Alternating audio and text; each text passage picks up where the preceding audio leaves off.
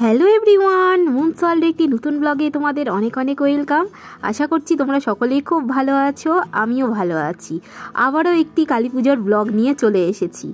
আসলে কালী পুজোর টাইমে তো আমি মালদায় ছিলাম, হাওড়াতে ছিলাম না। এবার হাওড়াতে না থাকার কারণে আমি হাওড়ার ঠাকুর দেখতে পাবো না, এই ভেবেই আমি প্রান্তিককে বলেছিলাম যে তুমি ঠাকুর দেখতে বেরালে একটু ভিডিও করে রেখো, তাহলে আমারও হাওড়ার ঠাকুরগুলো দেখা হয়ে যাবে।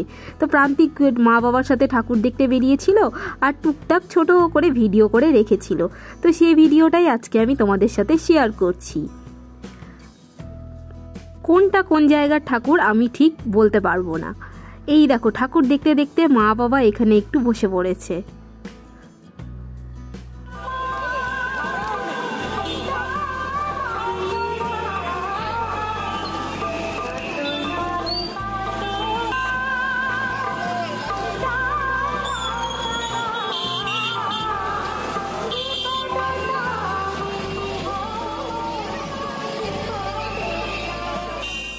কত মানুষের ভিড়, পুরো ঠেলাঠেলি, মানে এত ঠেলাঠেলির মধ্যে হয়তো প্রান্তিককে পড়তে হয়েছে। ওর হাতের ফোনটা এত নড়েছে যে নড়ে নড়ে কেঁপে কেঁপে দেখো ঠাকুরের ভিডিওটা এসেছে।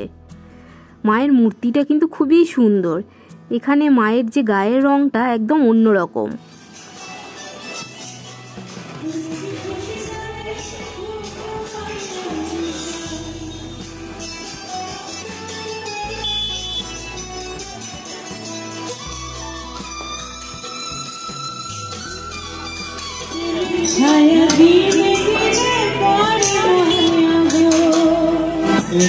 কত মানুষ দুনিয়াতে তোমার মতো নাই।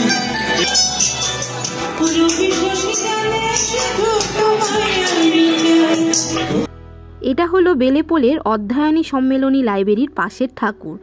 এইখানে দুর্গাপুজো হয়, আবার কালী পুজোও হয়, আর জগদ্ধাত্রী পুজোও হয়। কালী পুজোটা দেখছি বেশ ঘটা করেই হয়, পাশে সাংস্কৃতিক অনুষ্ঠানও হচ্ছে। ঠাকুরটাও বেশ বড় হয়েছে। ওই দেখো, লাইব্রেরিটাও কত লাইটিং দিয়ে সাজানো হয়েছে।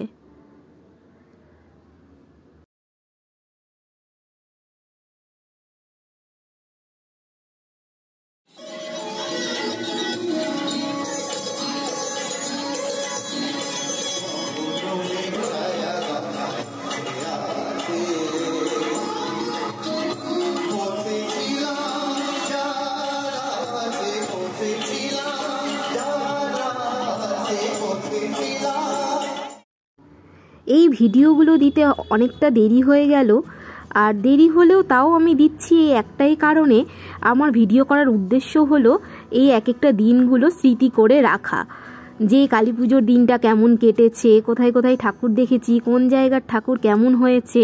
ভিডিও করে রাখলে আজ থেকে 1 বছর পর বা 2 বছর পর আবার এই ভিডিওটা খুলে দেখলে বেশ ভালো লাগে।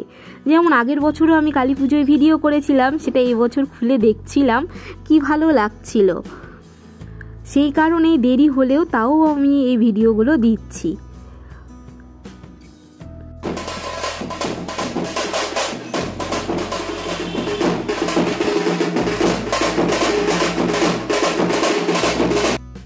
এইটা কোন জায়গার ঠাকুর ঠিক আমি বলতে পারবো না, কিন্তু দেখো ঠাকুরের সামনে কি বড় সাইজের একটা মোমবাতি জ্বালিয়েছে।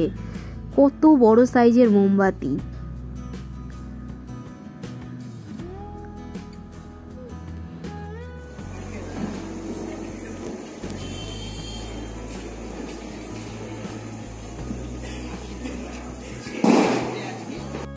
এই দেখো, আমাদের গোটাটা বাড়ি লাইটিং দিয়ে কি সুন্দর করে সাজিয়েছে। আর এই ভিডিওটা প্রান্তিক রাত্রের দিকে তুলেছে, কারণ লাইটিংয়ের সৌন্দর্য তো অন্ধকারেই প্রকাশ পায়। আর পাড়াতে সবারই বাড়ি লাইটিং দিয়ে সাজানো, কি সুন্দর গোটা পাড়া পুরো ঝলমলিয়ে উঠেছে, কি সুন্দর লাগছে দেখতে।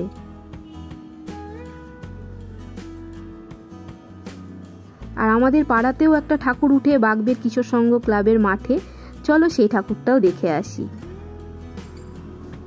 এই দেখো, এইখানে প্যান্ডেল করে কি সুন্দর ঠাকুরটা।